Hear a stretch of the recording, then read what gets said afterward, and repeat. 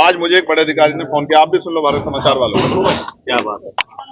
मुझसे कहा कि अगर आप ज्यादा गुर्जर समाज की लड़ाई लड़ोगे और सलावा के मुस्लिम लोग समाज की लड़ाई लड़ोगे तो आपके जो एमपी एमएलए कोर्ट में मुकदमे चल रहे हैं ना, उनमें आपको सजा करा देंगे।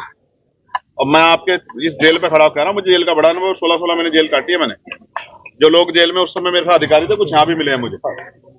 गुर्जर समाज के लिए, मुस्लिम समाज के लिए, किसानों के लिए, कमेरों के लिए, नौजवानों के लिए सस्ता एक बार नहीं 1000 बार चले जाए, सस्ता छोड़ दो, झुकूंगा नहीं, मेरी बात को याद रखना। और दूसरी बात, सस्ता नहीं, अगर जान की भी बाजी लगानी पड़े तो लगाऊंगा। मेरा नाम चंद्रशेखर आजाद, इसी मिट्टी में पैदा हुआ पश्चिम की। व्यक्तिगत तौर पर मैं ये कह सकता हूँ, कई तरह की परेशानियों से गुजरना पड़ा। रात को 12 बजे मेरे घर पे पुलिस ने नाकेबंदी की और सुबह पूरे जिले की फोर्स मेरे घर पे लगा दी। मैंने उनसे पूछा कि ऐसा क्या कारण हुआ कि ये फोर्स लगाई गई, तो उनका कहना यह था कि आप मेरठ नहीं जा सकते हैं और मेरठ में जो जेल में बंद है लोग, उनसे नहीं मिल सकते। 2 प्रकरण है यहाँ आने के। पहला है कि अपने गुर्जर समाज के स्वाभिमान सम्मान पर जब आंच आई तो गुर्जर समाज के लोगों ने एक बहुत बड़ा प्रोटेस्ट पंचायत के रूप में यहाँ करने का प्रयास किया और उसकी परमिशन नहीं दी गई, क्योंकि भारत में सम्मान को, जो स्वाभिमान सम्मान है, उसको बहुत दिल से जो है जोड़ा जाता है। तो उन्होंने पंचायत की, लोगों को अरेस्ट कर लिया गया भीड़ को छिदर बिदर करने के लिए। बहुत सारे साथी जो पहले से डिटेन करके वहां से ले जाए गए और बाद में पुलिस ने लाठीचार्ज किया। लेकिन पहले दिन 151 का मुकदमा था, पुलिस जानती है इस बात को, आम आदमी भी जानते हैं, मीडिया भी जानती है। उसमें 26-27 लोगों को जेल भेजा गया, जिनमें प्रमुख रूप से हमारी पार्टी के राष्ट्रीय महासचिव, मेरे भाई, मेरी बाजू, गुर्जर समाज का स्वाभिमान सम्मान भाई रविंद्र कुमार भाटी जी, भाई प्रवेश गुर्जर जी, विशाल ढाईकी जी, भाई सोनू गुर्जर जी, अनिल कसाना जी, अमित कसाना जी, दीपक बिजोपुरा जी, रविंद्र गुर्जर जी, अभिनव मोतला जी, इन तमाम साथियों को और इनके साथ और बहुत सारे साथियों को जेल में भेज दिया गया। 2 दिन बाद इनके खिलाफ एक मुकदमा पंजीकृत किया गया, जिसमें बीसी उनकी कल हुई। ये जो सारे लोग हैं, ये अपने स्वाभिमान सम्मान के, अपने महापुरुषों के स्वाभिमान सम्मान की लड़ाई लड़ने आए थे और इनको मिला क्या सरकार की तरफ से? निर्दोष होते हुए जेल, अपमान, जातिगत गालियां। तो मैंने ये कहा था कि मैं वहां उनसे मिलने जरूर जाऊंगा। दूसरा प्रकरण है सलावा।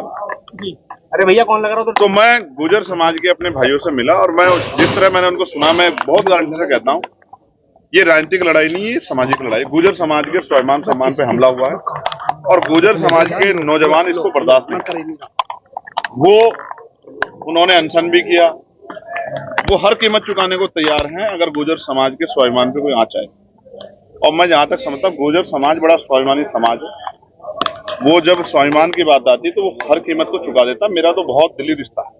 लगातार कहीं ग्वालियर में मीर भोज जी की जो प्रतिमा, उसको टीन से ढक दिया जाता है, कहीं झूठे मुकदमे होते हैं, कहीं और तमाम तरह की चीजें। ये सब चीजें हम अपनी आंखों से देख रहे हैं, किस तरह से पूरे समाज की पट्टियां लगा दी जाती है, पूरे समाज को दबाने डराने काम किया जा रहा है। लेकिन ये समाज स्वाभिमान भाव दिखने वाला नहीं है। सरकार को आइडिया नहीं था कि ये जो आग वो लगा रहे हैं, ये किस तरह फैलेगी। सरकार को इन चीजों को गंभीरता देना चाहिए और पुलिस को, एडमिनिस्ट्रेशन को आंख बंद करके नहीं, जिम्मेदार से कार्रवाई करनी चाहिए। सलावा प्रकरण के जो पीड़ित हैं, जिनको जेल भेजा गया, उनसे प्रशासन ने, पुलिस ने और यहाँ का जो एडमिनिस्ट्रेशन, उन्होंने मिलने की इजाजत में नहीं दी। उन्होंने कहा है कि आपको इन्हीं से मिलने की इजाजत थी, अगर सलावा प्रकरण के लोगों से मिला दोबारा आ जाओ। लेकिन उनके पीड़ितों को मिलने की व्यवस्था हमने पार्टी ऑफिस पर की है। मैं वहां जाऊंगा, उनको सुनूंगा और जिस तरह से भी उनकी आवाज उठाई जा सकती है उसको उठाऊंगा। और यहाँ इस प्रकरण में जो लोग बंद है, अगर अगले 1 हफ्ते के अंदर इनको नहीं छोड़ा गया तो आजाद समाज पार्टी पूरे प्रदेश में एक मजबूत आंदोलन करेगी और यह आंदोलन की गूंज लखनऊ तक नहीं, दिल्ली तक जाएगी। मैं इस बात का आपको विश्वास दिलाता हूं। अपने भाइयों को जेल में सड़ने के लिए हम लोग नहीं छोड़ सकते। ठीक है, ये बात आप यहाँ आया है, कई जगह रोका गया, आप बताया जा रहा है कि कार्यकर्ताओं के साथ भी कुछ मारपीट की सूचना आ रही है। भाई ये सरकार जो है तानाशाही सरकार है। अब कोई सांसद, चुनावा सांसद जेल में नहीं जा सकता है। उसके लिए अनुबंध है कि वो इतनी गाड़ी 5 जगह तो मुझे रोका गया बैरिकेडिंग लगा के, कई जगह तो मुझे ही बैरिकेडिंग हटाना पड़ा है। ये लोकतांत्रिक व्यवस्था है क्या? ये प्रजातंत्र है? ये तो एक तरह की हिटलरशाही है। इस हिटलरशाही का अंत होगा, जनता ही करेगी। ये हमेशा नहीं रहेगा। जो आज का माहौल है ये बदलेगा। चंद्रशेखर जी, ये जो दर्द आप बयां कर रहे हैं, यही दर्द जो सोमन तोमर आए थे, जो बीजेपी के मंत्री है, उनका भी था कल। वो कह रहे हैं विपक्ष ने कराया था। ये कहा ये विपक्ष की साजिश है। उन्होंने कहा विपक्ष की साजिश। नहीं, उनको पूछने दीजिए। मेरा सवाल उनका कहना था कि जातीय आवाज नहीं आ रही क्रिएट करना चाहता है, इसलिए इस तरह की राजनीति। ठीक, बहुत अच्छा सवाल है। अब जवाब भी सुन लो प्यारे भाई। उनकी सरकार है, उन्हीं की पुलिस है, उन्हीं का एडमिनिस्ट्रेशन है। टोल पे घटना हुई थी, मुकदमा भी लिखा गया था। कितने लोग जेल गए? कौन करवा रहा जातीय संघर्ष? किसने लगाया बोर्ड? इनकी क्या मांग थी कि बोर्ड हटा दो? क्या गलत मांग थी? मैं तो आज ही कह रहा हूं, हालांकि मैं क्योंकि जातियों का समूह है मैं बोलता नहीं हूं, लेकिन सम्राट मीर भोज जी को लेकर जो प्रकरण चल रहा है, मैं इस राज्य सरकार से मांग करता हूं कि वो उसको कोर्ट में ले जाए और सुप्रीम कोर्ट उस पर डिसीजन दे कि ये जातियों में जो है बांट कर और जिस तरह का विवाद कराने की कोशिश की जा रही है सरकार द्वारा, कोई भी विवाद सरकार के बगैर नहीं होता है, तो ये खत्म हो जाए, इसमें स्पष्ट हो जाए। उसके लिए इस पूरे विवाद को सुप्रीम कोर्ट ले जाना चाहिए।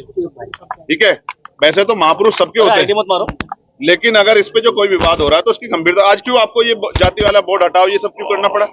आप तो दादरी में जाके करके आए थे ना, आपको याद नहीं आता मीडिया के साथियों को? कौन करके आया था? मैं करके आया था, मुख्यमंत्री करके आए थे।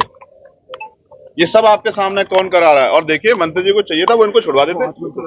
हम होते मंत्री तो छुड़वा के ले जाते हाथ पकड़ के अपने भाइयों को।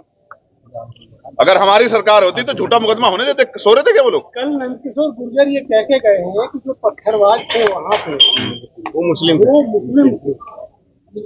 वो बेचारे खुद बुरे हाल में। आपसे छिपा हुआ है क्या? बताइए। अपनी सरकार के खिलाफ आंदोलन करते रहते हैं। चंद्रशेखर जी, एक सवाल बार बार सामने आ रहा है।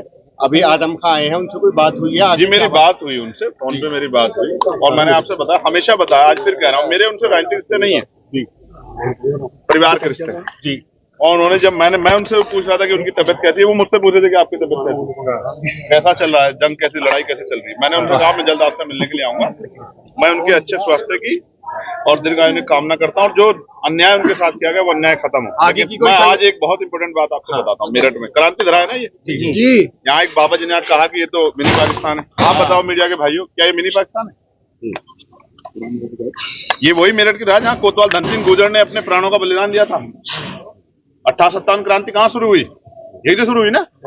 तो इस मिट्टी का कोई अपमान करके चला जाता है और सरकार उसको जो है पुरस्कृत करती है। मैं आपको बहुत जिम्मेदारी से एक बात कहना चाहता हूँ।